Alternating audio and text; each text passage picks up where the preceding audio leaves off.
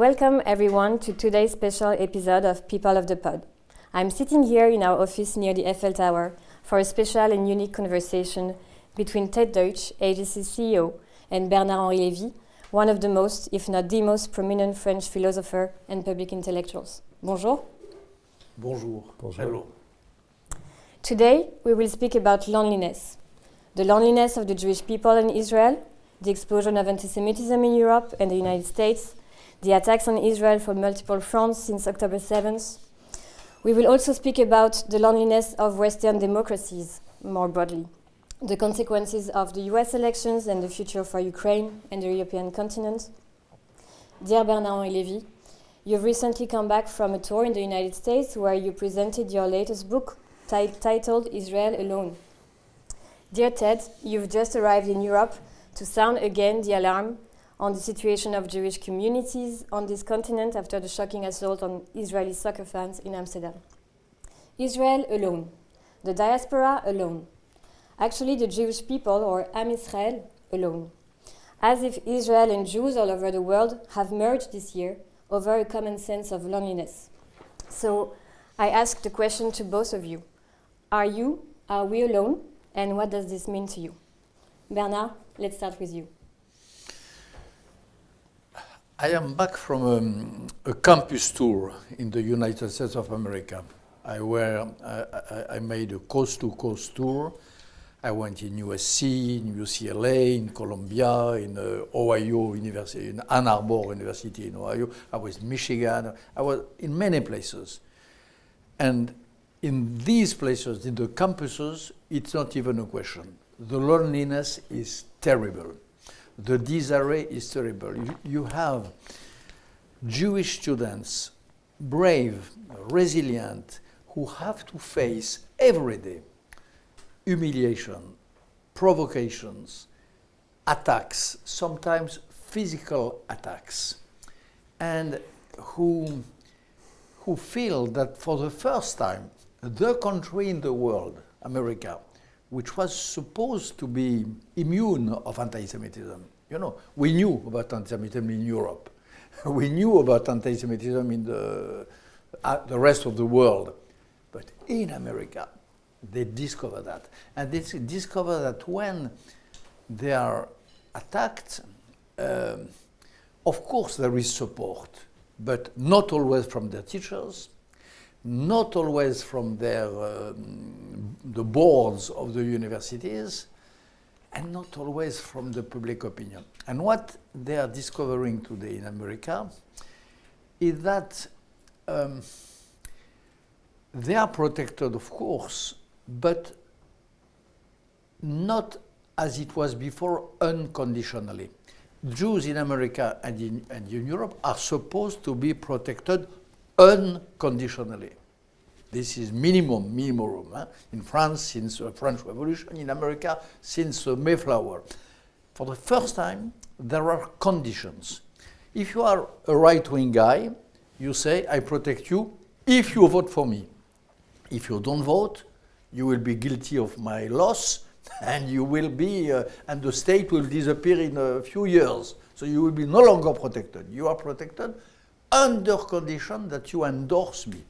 On the left, you have people on the left-wing side, people who say, you are protected under condition that you don't support Israel, under condition that you take your distance with Zionism, under condition that you pay tribute to the new doxa who say that Netanyahu is a genocide criminal and so on. So, what I feel, and it's not only my feeling, it's the feeling of most of the students and sometimes teachers whom I met in this coast-to-coast tour, is this new situation of a conditional security and support.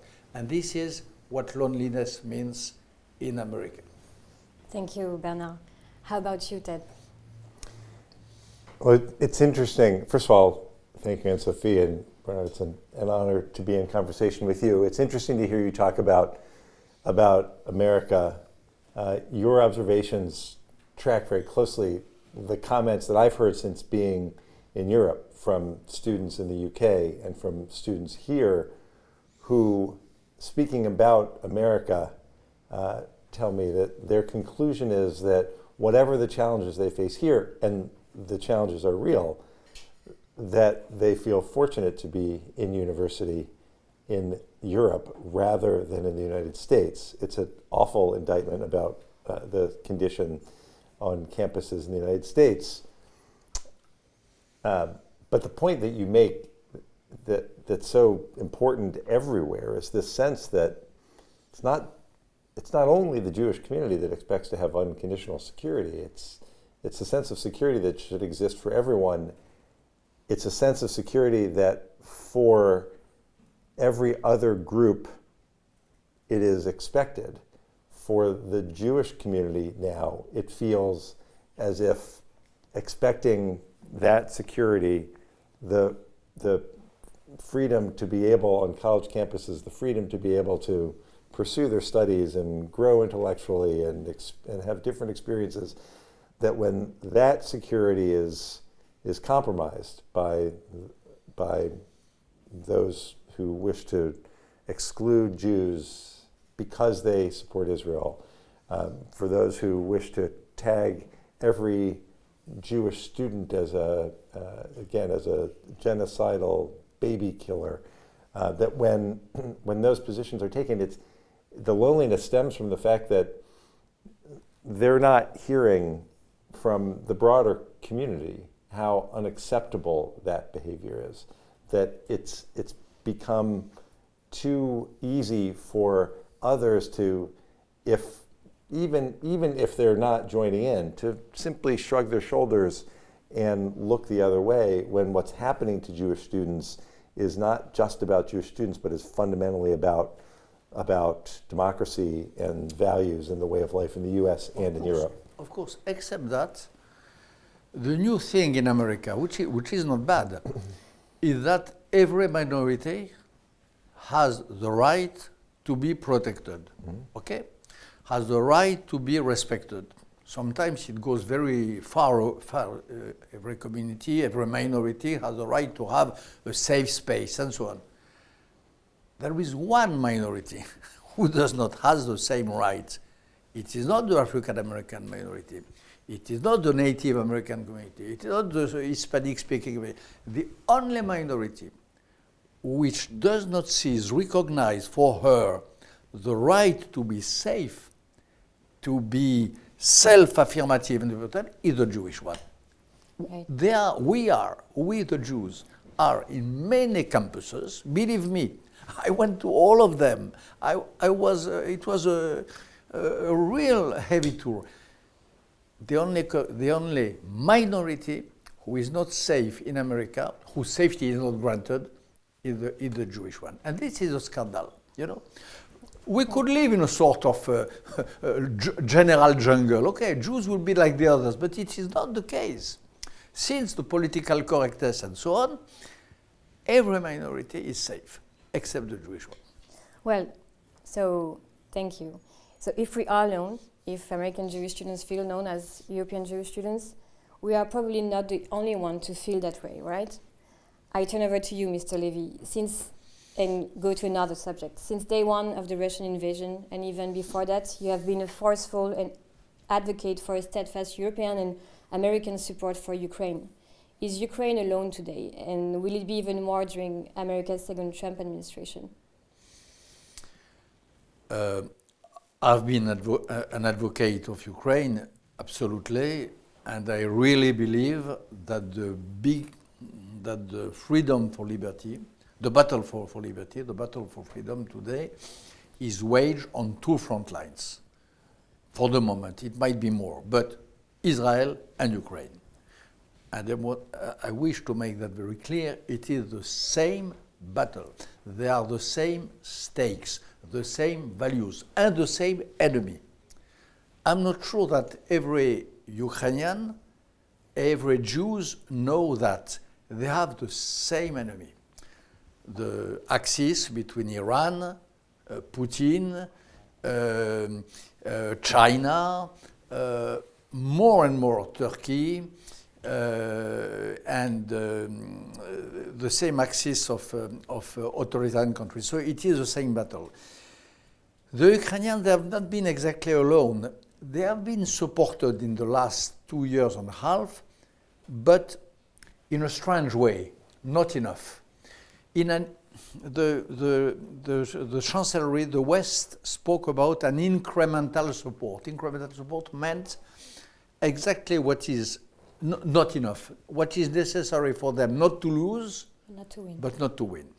This is what I saw on the ground. I made 3 documentaries in Ukraine on the field, and I could elaborate on that a lot, precisely, concretely, in every spot, every trench. They have exactly what is needed, not to be for the line not to be broken, but not to win. Now we enter in a new moment of uncertainty in America and in Europe, with the rise of populism, which means the rise of parties who say, who cares about Ukraine, who don't understand that the support of Ukraine as the support of Israel, but is a question of national interest, a question of national security for us too. The Ukrainian ladies and gentlemen who fight in Ukraine, they fight for their liberty, they fight for ours, French, yours, American. And we might enter in a new moment. It's not sure, because history has more imagination than than mankind. So we can have surprises. But for the moment, I am really anxious on this front line too, yes, for sure. Right. There are additional connections too between what's happening in Ukraine and what's happening in Israel, and clearly the fact that Iranian killer drones are being used by Russia to kill Europeans should be an alarming enough fact that jars all of us into action. But the point that you make that I think is so important, Bernard, is that Israel has in many ways faced the same response except with a much tighter window than Ukraine did. Israel was allowed to respond to the attacks of October 7th, that for those few days after the world understood the horrific nature of the slaughter, the rape, and the babies burning, the terrible, terrible mayhem, and recognized that Israel had a right to respond. But as with Ukraine, only to a point, not permitted. And even to a point, I'm not sure. But then that point ended. It was limited. They could take that response. But now we've moved to the point where, just like those students on campus, and in so many places around the world, where only the Jews are excluded, that's a natural line from the geopolitical issues where only Israel is the country that can't respond in self-defense. Only Israel is the country that doesn't have the right to exist. Only a Jewish state is the one state that should be dismantled. That's another reason how another way they are all tied together. Don't forget that just a few days after Israel started to retaliate, we heard from everywhere in the West and in the United Nations calls for ceasefire, call for negotiation, call for de-escalation. Hezbollah did shell Israel for 1 year. We never heard one responsible of the UN call Hezbollah for not escalating. The day Israel started to reply and retaliate after 1 year of being bombed, immediately take care to escalation, please keep down, please keep cool, etc., etc. So, situation of Israel is a unique case, and again, if you have a little memory, I remember the battle for Mosul. I made a film about that. I remember the battle against the Taliban in 2001. Nobody asked the West to make compromise with the ISIS and with Al-Qaeda. which are the cousins of Hamas. Nobody asked the West to not to enter here or there. No chancellery foreign outside the ground said, okay, you can enter in Mazar-i-Sharif in Afghanistan, but you cannot enter in Kandahar, or you can enter in the western part of Mosul, but be careful of this. Nobody had even this idea. This happened only for Israel. And remember Joe Biden asking the Prime Minister of Israel about Rafah, don't. At the end of the day, he's not always right, and he's often wrong. But the Prime Minister was right to enter into Rafah for obvious reasons, which we all know now. Dear Ted, let me come back to you more specifically on the US. At AJC, we support democracy. This is in our DNA since the organization was founded in 1906. We've been a strong supporters of the transatlantic partnership since day one. We believe in the alliance of democracies, in the defense of our common values. And you know here there's a lot of anxiety about Donald Trump's re-election. So what is your take on the US elections' consequences for Europe, for transatlantic relations? I've been coming to Europe for years. I did as an elected official. Now in this capacity, our friends in Europe are always rightly focused on U.S. policy and engaging the level of commitment the U.S. makes to Europe. The election of Donald Trump isn't a new moment. There is history, and for 4 years in the last administration, the focus on that the president had on questioning the ties to Europe and questioning NATO and questioning the commitment that has been so central to the transatlantic relationship, rightfully put much of Europe on edge. Now, as the president will come back into power, there is this question of Ukraine and the different opinions that the president is hearing. In one side, in one ear, he's hearing from traditional conservative voices in the United States who are telling him that the U.S. has a crucial role to play, that support for Ukraine is not just, as we've been discussing, not just in the best interest of Ukraine, but that it relates directly back to the United States, to Europe. It actually will, they tell him rightly so, I submit, that U.S. involvement, continued support for Ukraine will help to prevent further war across the continent. In the other ear, however, he's hearing from the America First crowd that thinks that America should recognize that the ocean protects us and we should withdraw from the world, and the best place to start is Ukraine, and that means turning our back on the brave Ukrainians who have fought so nobly against Russia. That's what he's hearing. It's imperative that starting this weekend, when he is here at Notre Dame, that he hears and sees and is reminded of not just the importance of the transatlantic relationship, but why it's important and why that relationship is impacted so directly by what's happening in Ukraine, and the need to continue to focus on Ukraine and to support NATO, and to recognize that with all of the challenges, I'll finish with this, with all of the challenges that exist around the world in this polarized world, when there is an opportunity for American leadership to bring together traditional allies, that should be the easiest form of leadership for the president to take. It's still an open question, however, as to whether that's the approach that he will take. Thank you, Ted. Let me sum it up, our conversation for a minute. We said that the Jewish people feels alone, but we said that we are not the only ones, right? To some extent, the Ukrainians can feel alone. But let me now go even further. Didn't you feel that on that lonely road of this year that we've experienced. We've also never felt as strong as today. I mean, strong as who we are, the Jewish people. Look at all the resilience that Jewish communities demonstrated all over the world. Look at all the creativity, spontaneous initiatives of solidarity, of advocacy for the hostages against antisemitism, for supporting Israel. Do you share with me this experience of a greater awareness of our strengths?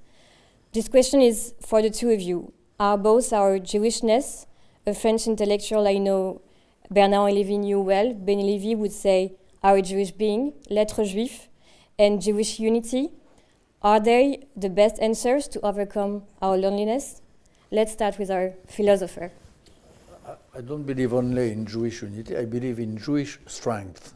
And in one of my previous books, The Genius of Judaism, I spoke about that, Jewish strength, not military strength in Israel, but spiritual strength.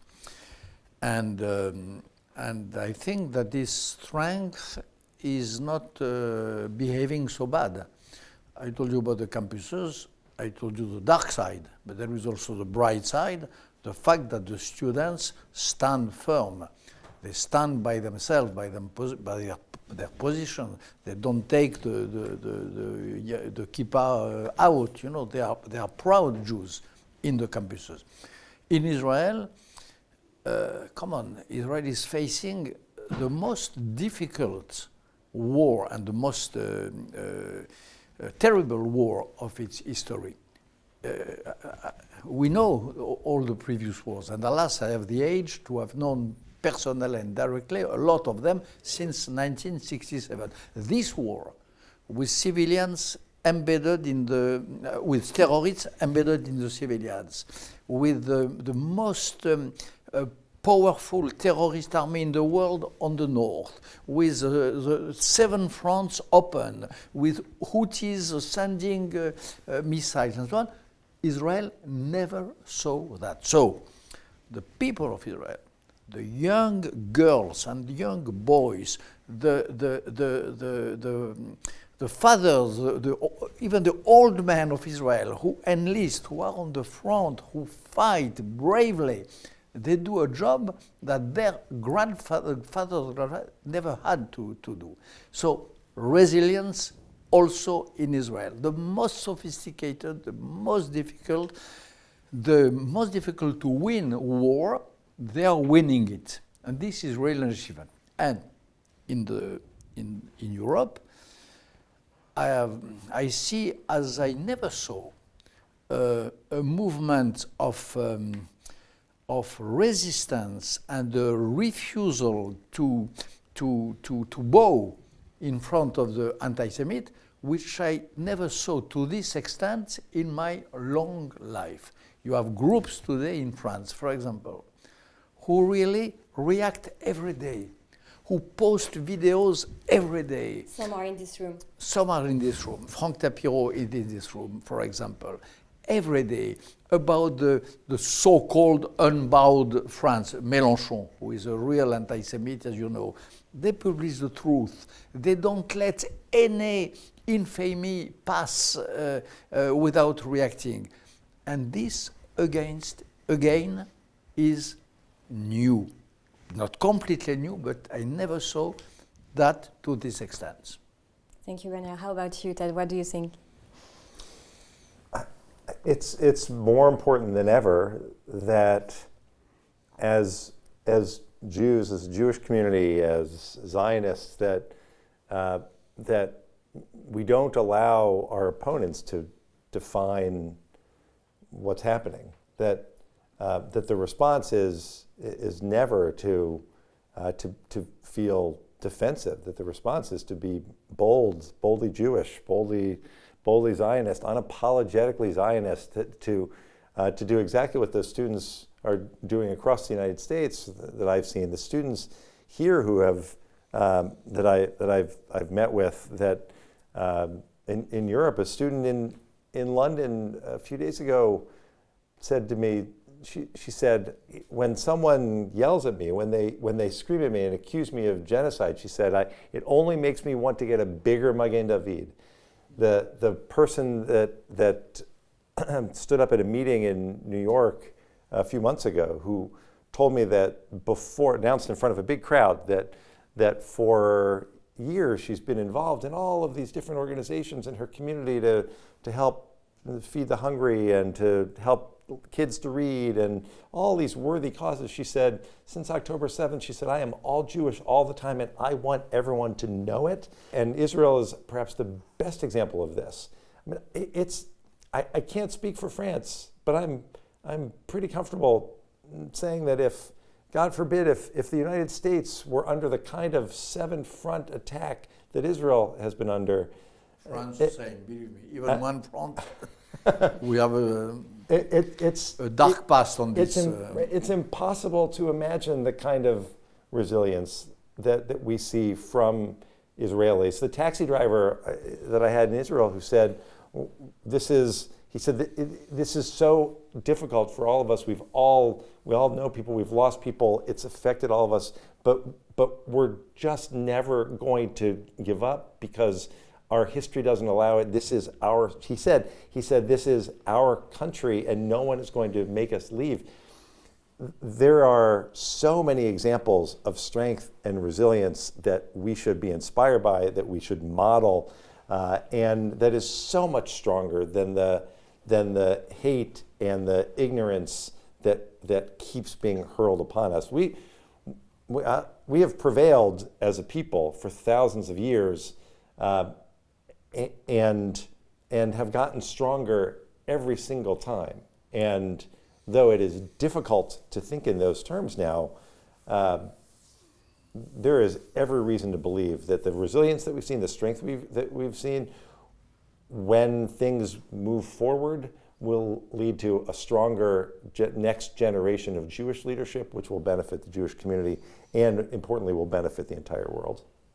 Thank you, Ted. So it's clear that Jewish unity and strength is central to our future as Jews, no doubt. But I can't keep thinking about this overwhelming challenge that we face as the Jewish people today, which seems to confine us to solitude anyway. Jews and Israel are attacked with alternative truths, false narratives. Further than that, we've witnessed how international justice, our common universal values, have been turned upside down. Our elite sanctuaries, you both spoke about it, universities have become the #1 home for Jewish hatred. Since October 7th, Israel has been put in the bench of nations thanks to disproportionate, well-financed and coordinated forms of disinformation at a global scale. How do we come up with that? In the Jewish tradition, we say that we have a mission to repair the world, tikkun olam, but how can we make sure to recreate a common world in the first place? It's on process.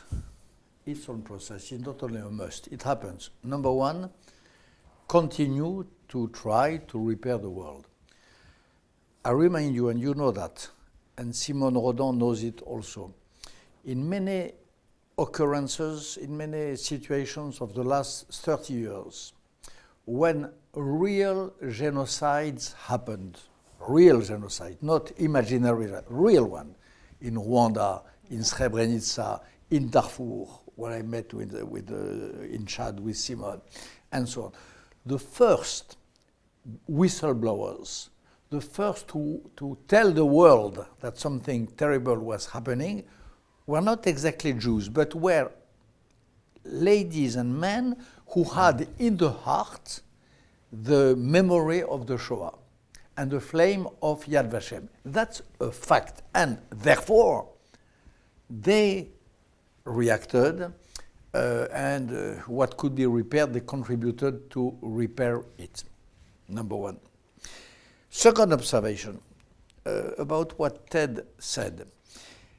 There is in Europe now, since many years, a tendency to step out, to give up, and to go to Israel. Not only by love of Zionism, but thinking that this is not a safe place any longer for them. I tell you, this tendency starts to be reversed. Now, you have more and more Jews in Europe who say, no.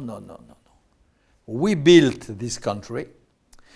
we are among the authors of the French social contract, for example. We will not leave it to those illiterate morons who try to push us away. And this is a new thing. This reaction, this no of the Jews in Europe is something relatively new. And third little remark. 10 years ago in the States, I met a lot of young people who were embarrassed with Israel, who said, we are liberal and there is Israel and the two don't match really well. 10, 15 years ago, I met a lot. Less and less today. You have more and more students in America who understand that Israel should be supported, not in spite of their liberal values, but because of their liberal values. Because Israel is a real democratic country. Because Israel is a real multi-ethnic country. Because Israel is one of the few countries in the world where a prime minister in a state of war is harassed for good reasons, maybe, by justice, by police and so on, and where public opinion thinks that it is fair. Israel is the only country at war in the world where you have sub-parties who are Israelis, but who are Israelis and Arabs, and not always Zionists, if not anti-Zionists sometimes. They are in the Knesset. They stand in the Knesset. They have the power to make laws, to make or to unmake government. And come on, this, for a liberal, is a treasury. And it is unprecedented, and there is no example. In England, when Churchill had to fight Nazis, believe me, there is a lot of people who were suspected not to love England as they should. He was very tough on that. Israel is the model in this sense of citizenship, of tolerance, of openness to many identities, and so on. And there is, that's what I want to say, more and more young Americans who understand that and who feel more and more comfortable with being liberal and being Zionist. And this again is relatively new. Thank you, Bernard. How about you, Ted? How do you think we can overcome the challenge of those parallel realities we feel we live in? Well,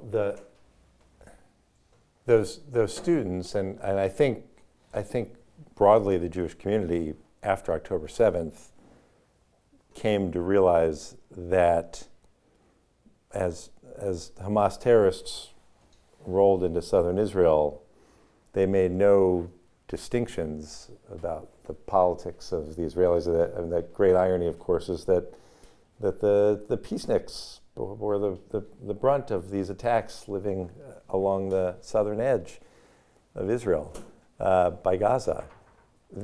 They didn't make determinations on who to kill based on how they practiced, what their politics were, how they felt about Bibi.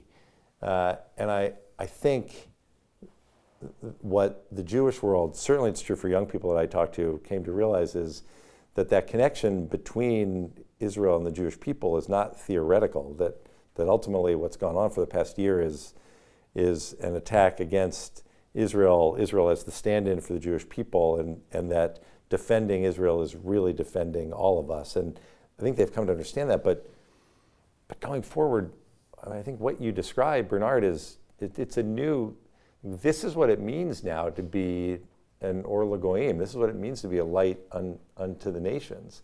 That in the face of all of these attacks, that Israeli democracy continues to thrive. That the conversation by those, ironically, the conversation that has attempted to demonize Israel by demonizing Bibi has highlighted the fact that these protests have continued during the time of war, as you point out. That this is unlike anything you would see. That what's permitted, the way democracy thrives and is vibrant in Israel is different than every place else. That this is a message that the world will see. That in the face of these ongoing challenges, that the Jewish community stands not just against these attacks against the Jews, but stands against what's happening in the streets of so many places in America, where people march with Hezbollah flags, where they're openly supporting Hamas. It's going to take some time, but ultimately, because of the resilience, because of the strong, proud way that Jews are responding to this moment and to those protests, eventually the world will realize that standing in support of Hamas terrorism is not just something that is dangerous to the Jews, but puts at risk the entire world. And that will come, but that's what comes from being, from providing that light, from never wavering in the commitment to the Jewish people and to Israel, for never wavering in Israel's commitment to democracy, and for reminding people finally that despite all of those efforts, and Bernard, you talked about the contributions here, despite all of the efforts to make this debate be about these lies about Israel, that the response is, yes, to defend Israel and point out how those lies are wrong, but to also use the opportunity to shine a light on the contributions that the Jewish community have made throughout history in every society that they've lived in, that have bettered those societies and bettered the world, that of all of the ancient peoples that existed, that had made some contributions to ancient times, there's only one that still is thriving and continues to make those contributions today, and it's the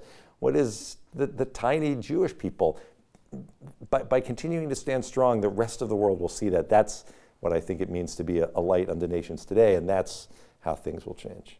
Thank you, and the two of you are a perfect example of the contribution the Jewish people can have in this world. So let me sum up our conversation again and hopefully conclude it on a positive note. I'm a Sephardic Jew, so I cannot just end this conversation speaking about loneliness, but we spoke about our loneliness. We also said that on that journey we found more unity, more strength, more solidarity.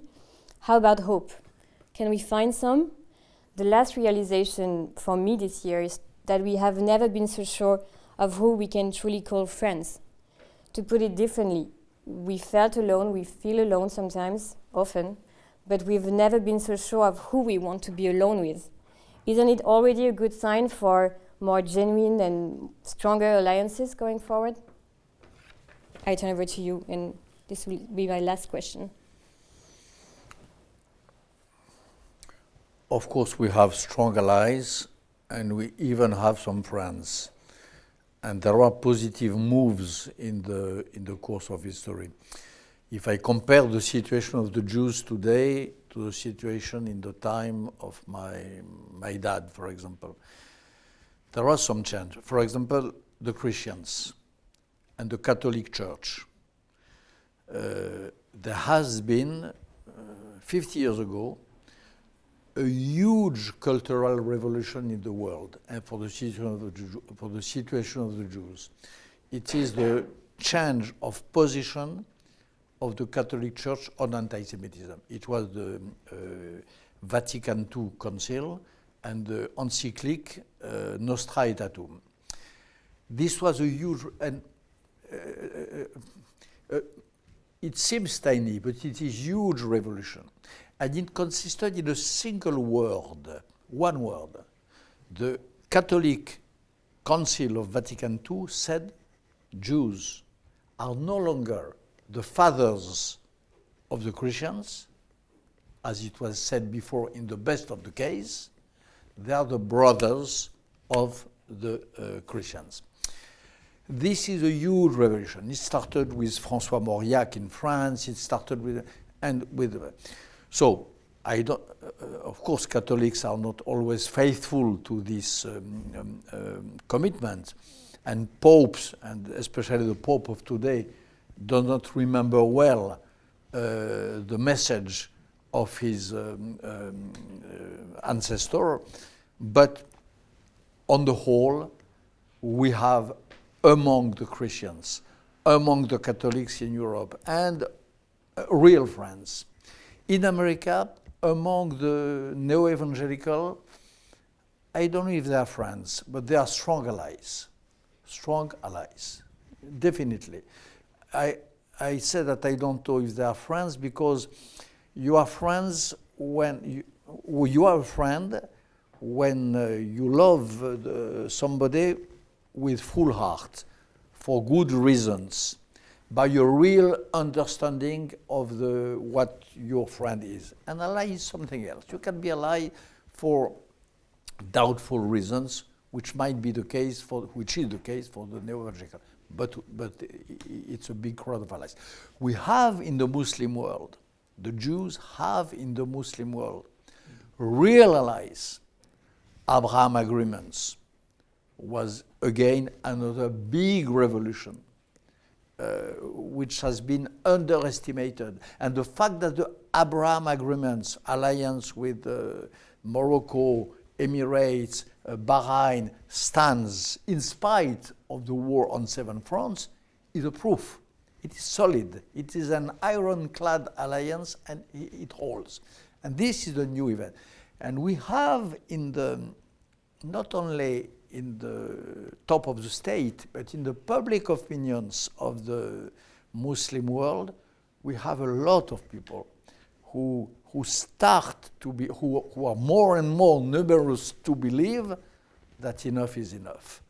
Enough, too much war, too much misunderstandings, too much hatred, and who are really eager to make the real peace, which is the peace of hearts and the peace of souls with their other brothers who are the Jews. So yes, there are some reasons to be optimistic. Thank you very much, Bernard. Ted? I don't think that we can ever give up hope, and optimism is necessary, and I think justified. The things Bernard talks about, I mean, at AJC, our focus on building democracy, our focus on interreligious work, the work we've done with the Catholic Church around Nostra Aetate, now 60 years old, and continuing to build the relationship. Our Muslim-Jewish Advisory Council always looking for opportunities to find those voices that are tired of all of the war and the lies. The work that's done to build relationships with other groups and other countries. We in our office in Abu Dhabi, we've continued to go to the Gulf, to the Abraham Accord states and beyond, even through this entire war, because there is the hope of getting to a place where Israel is in a more normalized position in the region, which will then change the perception and push back against the lies that those who wish to see a world without Israel continue to espouse. All of that is hopeful, and we work toward it. But for me, the most hopeful thing to come from this moment is AJC works around the world, and because the Jewish community now understands how connected we all are as a result of the threats that we face in ways that I think we've not felt before, the opportunity to strengthen diaspora Jewry, to help people realize that the connections between the Jewish community in Paris and the Jewish community in Mexico City and the Jewish community in Buenos Aires and Chicago and Miami and New York, that they're interrelated, and that we don't have the luxury of viewing our challenges as unique in our countries. Those those closer relationships take what is our very small community in the grand scope of the world and helps to add significant strength and leverage and ultimately the realization that by standing together, we're in a much, much stronger position, and we have to continue to build that. We need more of this. We need more gatherings of Jews from around the world. It's why AJC's Global Forum is always the most important part of the year for us, bringing together the Jewish community from around the world. It's why the Anti-Semitism Summit that we'll be doing here with the CREEF is going to be so critical to building those relationships. We have an opportunity coming out of this incredibly dark time to take the strength and the resolve that we feel and to channel it in ways that will lead the Jewish community to places that a year ago seemed absolutely impossible to imagine. Those 101 hostages need to return home. We stand together calling for them to return home. We stand together in our support of Israel as it wages the Seven Front War. And ultimately, we stand together as a Jewish people. That's what gives me hope every day. Thank you so much. Thank you so much to both of you for your time and this significant, inspiring conversation. Thank you all for listening. Thank you. Thank you.